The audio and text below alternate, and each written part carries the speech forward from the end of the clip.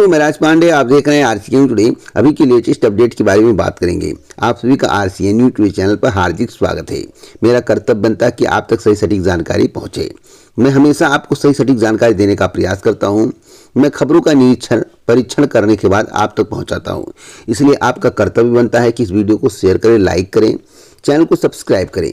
बाकी अगर आप शेयर कर देंगे तो सभी लोगों को जानकारी सही और सटीक मिलती रहेगी। पहली खबर के बारे में बात करने से पहले आप सभी के लिए महत्वपूर्ण सूचना। यूपीएससी पीईटी परीक्षा की तैयारी करने वाले प्रतियोगी छात्रों के लिए बहुत ही अच्छी खबर है। अगर आप यूपीएससी की प्रारंभिक अर्हता परीक्षा 2023 में भाग लेने वाले हैं, आवेदन कर चुके हैं या करने वाले हैं, तो आपके लिए तैयारी का सुनहरा मौका। अगर आप बेहतर तैयारी चाहते हैं, आप चाहते हैं कि आपके नंबर इंक्रीज हो जाएं, जिससे आने वाली भर्तियों में आप अप्लाई कर पाएं, शॉर्टलिस्ट हो और आपको मुख्य परीक्षा में बैठने का मौका मिले, तो चक्षु प्रकाशन के द्वारा आपके लिए जबरदस्त एसटीडी गाइड प्रैक्टिस से तैयार किया गया है। इस एसटीडी गाइड प्रैक्टिस सेट के माध्यम से आप अपनी तैयारी को बहुत ही बेहतर कर पाएंगे। प्रश्नों की क्वालिटी अगर आप देखेंगे तो बहुत ही यूनिक चुनिंदा प्रश्न है, जिससे आप भर्ती परीक्षा में अच्छे अंक अर्जित कर सकते हैं। देखिए यहाँ पर एक प्रश्न मैं आपको दिखाना चाहता हूँ। कौन सा सबसे ऊंचा भारतीय शिखर है? कोई भी कंपनी, एक सरकारी कंपनी, यदि उसमें कम से कम प्रदत्त पूंजी सरकार के अधिकार में होती है। पूरा देखिए, इतना यूनिक प्रश्न दिया गया है कि वास्तव में आपका सिलेक्शन हो सकता है अगर आपने मेहनत से तैयारी कर ली। यहाँ पर बताया गया कि अरावली पर्वत श्रेणी में सबसे ऊंचा शिखर कौन सा है। तो देखिए, अगर आप अच्छे बुक से तैयारी करेंगे तो आपके नंबर बढ़ने तय हैं। आपको बता दें, इस बुक में आपको क्या मिलेगा। जो भी कुछ मिलेगा परीक्षा पाठ्यक्रम पर आधारित मिलेगा और 2200 प्लस महत्वपूर्ण बहुविकल्पीय प्रश्न देखने को मिलेगा, जो कि व्याख्यात्मक हल सहित होगा और आपको समझने में आसानी होगी। 6 सॉल्व पेपर मिलेगा 2022 सहित।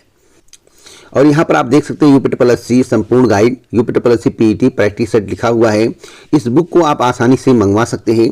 डिस्क्रिप्शन बॉक्स में लिंक है, अभी जाइए इसे मंगवा लें और अपनी तैयारी को बेहतर करें। सबसे पहले मैं बात करूंगा यूपीएससी की। यूपीएससी के माध्यम से 2 नोटिस जारी किया गया, आपको मालूम होगा। देखिए दोस्तों, डीबी में जाने से पहले कुछ महत्वपूर्ण बातों को ध्यान में रखते हुए आप डीबी करवाएं। सबसे पहले आप अभिलेख सत्यापन के दौरान अगर आपको आरक्षण का लाभ लेना है तो आरक्षण से संबंधित डॉक्यूमेंट जैसे जाति प्रमाण पत्र आवेदन की अंतिम तिथि के पहले का होना चाहिए। फोटो युक्त पहचान पत्र आपके पास होना चाहिए। 2 फोटो होना चाहिए। डॉक्यूमेंट का छाया प्रति होना चाहिए और निर्धारित समय पर जाकर वहां आपको उपस्थित होना है। इतना तो महत्वपूर्ण है, इसे ले जाना जरूरी है। बाकी नोटिफिकेशन का अध्ययन करें, पढ़ें, उसके बाद सारे डॉक्यूमेंट को एकत्रित करें, तभी जाएं। नहीं तो एक गलती आपकी नौकरी ले सकती है। तो आपको मालूम होगा 17 से जो है कृषि मंडी परिषद जो है भर्ती अभिलेख सत्यापन शुरू हो रहा है। 620 अभ्यर्थियों का अभिलेख परीक्षण 17 से 19 अगस्त तक 2 पालियों में कराया जाएगा। उत्तर प्रदेश अधिराज्य सेवा चयन आयोग के अनुसार अभिलेख परीक्षण के लिए चिन्हित 664 में से जांच के अधीन रखे गए 44 अभ्यर्थियों को छोड़कर अन्य अभिलेख परीक्षण आयोग के लखनऊ कार्यालय में किया जाएगा। तो बिग ब्रेकिंग न्यूज मैं आपको दे रहा हूं, आपको इसके संबंध में जानकारी होगी। वही बात जो मेरे द्वारा भी मंडी परिषद को लेकर बताया गया है, वही बात अवर अभियंता की अभिलेख सत्यापन के दौरान भी लागू होगा। डॉक्यूमेंट्स बहुत ही जरूरी है, सही रूप से सुरक्षित रखें, फोटोकॉपी जरूर करवाएं। जो लिखा है वो ले जाएं, जो लगेगा उसे लगाइएगा, जो नहीं लगाता है उसे मत लगाइएगा, घर वापस है। एक भी डॉक्यूमेंट आप छोड़िएगा मत, जो कि बहुत ही जरूरी है। मैं आपको बताना चाहता हूं कि अवर अभियंता के अभिलेख परीक्षण 22 अगस्त से शुरू होंगे। परीक्षा के बाद 4568 अभ्यर्थियों का अभिलेख परीक्षण 22 अगस्त से कराया जाएगा। अभिलेख परीक्षण 22 अगस्त से 13 सितंबर तक आयोग के लखनऊ स्थित कार्यालय में किया जाएगा। आयोग के सचिव अवनीश सक्सेना ने बताया कि अभिलेख परीक्षण के लिए सत्यापन पत्र व अन्य 4 प्रपत्र आयोग की वेबसाइट पर अपलोड कर दिए गए हैं। तो बिग ब्रेकिंग न्यूज मैं आपको बता रहा हूं। और एक बिग अपडेट मैं आपको देना चाहता हूं। देखिए दोस्तों, बिहार लोक सेवा आयोग की सबसे बड़ी खबर है। बिहार लोक सेवा आयोग के द्वारा राज्य के प्राथमिक, माध्यमिक व उच्च माध्यमिक विद्यालयों में 1,70,000 से अधिक पदों पर शिक्षकों की नियुक्ति के लिए आवेदन लिए गए हैं। आवेदन करने वाले अभ्यर्थियों को बहुत बड़ी राहत दी गई है। जो आवेदन किए हैं उन्हें बहुत बड़ी राहत दी गई है। शिक्षा विभाग से प्राप्त पत्र के बाद आयोग ने स्पष्ट किया है कि तीनों श्रेणी में कुल सीटों की 75% नहीं भरने की स्थिति में कटाव को कम किया जाएगा और पदों को भरा जाएगा। तो अब तक की सबसे बड़ी खबर, ब्रेकिंग न्यूज बता रहा हूं। सबसे पहले सही सटीक जानकारी पाने के लिए इस चैनल को जरूर सब्सक्राइब करें।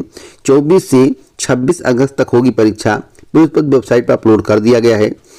अपना पहचान पत्र जरूर लेकर जाएं।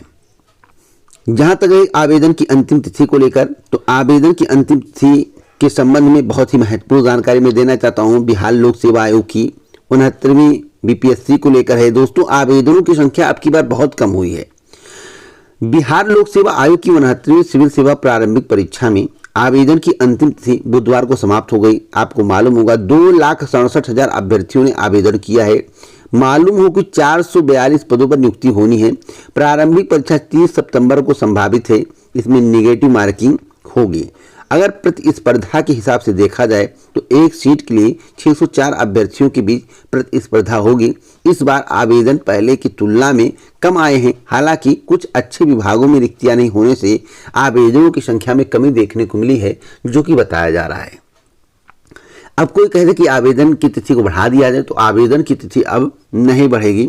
अब तक की सबसे बड़ी खबर दे रहा हूं। बिहार लोक सेवा आयोग की और महत्वपूर्ण जानकारी मैं आपको देना चाहता हूं। शिक्षक नियुक्ति परीक्षा में आंखों की पुतली व चेहरे की होगी जांच। अगर आप गड़बड़ी करने का प्रयास करेंगे दोस्तों, तो आपकी बार फंस जाएंगे, आपकी जेल हो जाएगी। इसीलिए गड़बड़ी करने का प्रयास मत करिएगा। बिग ब्रेकिंग न्यूज दे रहा हूं। 8,15,000 से अधिक ने किया है आवेदन। कक्षा में 1 घंटा पहले तक ही दिया जाएगा प्रवेश, जो कि सबसे बड़ी खबर है। महिला की परीक्षा केंद्र को लेकर बड़ी अपडेट मैं आपको देना चाहता हूं। महिला अभ्यर्थियों का परीक्षा केंद्र गृह जिला में नहीं देने का सोशल मीडिया पर गुरुवार से विरोध हो गया है। मालूम हो कि आयोग के अध्यक्ष अतुल प्रसाद ने संवाददाता सम्मेलन के दौरान महिला अभ्यर्थियों के केंद्र गृह जनपद में बनाए जाने की बात कही थी, लेकिन ऐसा ना होने से महिलाएं काफी नाराज हैं। इसका विरोध हो रहा है, लेकिन विरोध करने से कुछ नहीं होगा। अब गृह जनपद में आपको सेंटर नहीं मिलने वाला है। जहां मिला है वहीं आपको एग्जाम देना पड़ेगा, मेरी जानकारी के अनुसार।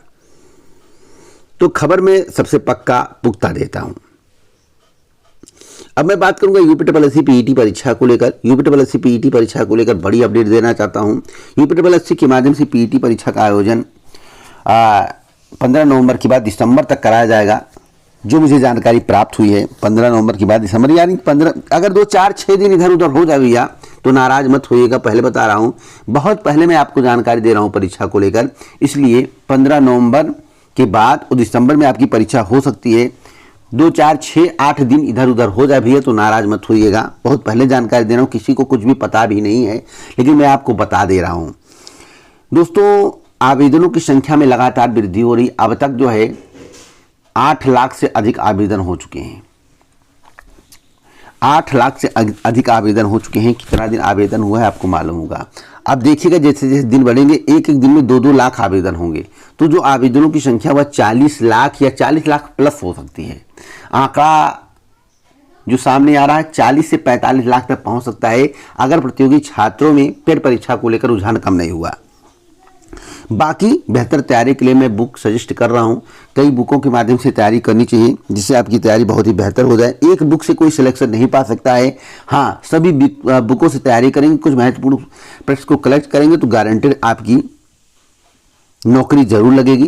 किसी भी भर्ती परीक्षा में बैठ रहे हैं, पीईटी परीक्षा में आपके परसेंटाइल अच्छे जरूर बनेंगे। अब अगली खबर के बारे में बात करते हैं। एनसीबीएफ की पहली कटऑफ 16 को, डीयू ने कटऑफ व दाखिले का शेड्यूल जारी किया है। 5 कटऑफ जारी होगी। तो अब तक की सबसे बड़ी खबर मैं आपको बता रहा हूं। मैं आपको बताना चाहता हूं एक और महत्वपूर्ण जानकारी। उत्तर प्रदेश लोक सेवा आयोग ने आरओ का कटऑफ जारी किया है। आपको नोटिस जो है आयोग की वेबसाइट पर देखने को मिल गया होगा। आप उस कटऑफ को देख लीजिए और वर्तमान में आने वाली भर्ती जो आने वाली है उतने नंबर टारगेट बनाकर चलिए। उससे आप 10 नंबर ज़्यादा टारगेट बनाकर चलिए, क्योंकि पदों की संख्या में बहुत ज़्यादा वृद्धि नहीं हुई। दोस्तों, जो सच्चाई है मैं आपको बता रहा हूँ, पद कम है अपेक्षाकृत हम बात करें।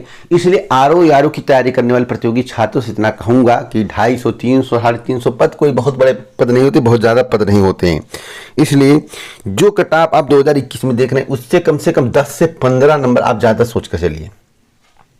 10 से 15 नंबर ज़्यादा सोचकर चलेंगे तो सिलेक्शन आपका ज़रूर होगा। आगे कोई अपडेट मिलेगा तो चैनल के माध्यम से दिया जाएगा। पूरा वीडियो सुनने के लिए दिल से धन्यवाद।